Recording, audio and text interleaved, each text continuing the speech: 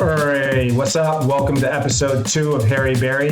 And the beautiful thing about this footage is you rarely see them get down like this. Usually the Silvermen are doing simple robotic movements, they're doing gimmicks, they're working the crowd, they're using their whistles.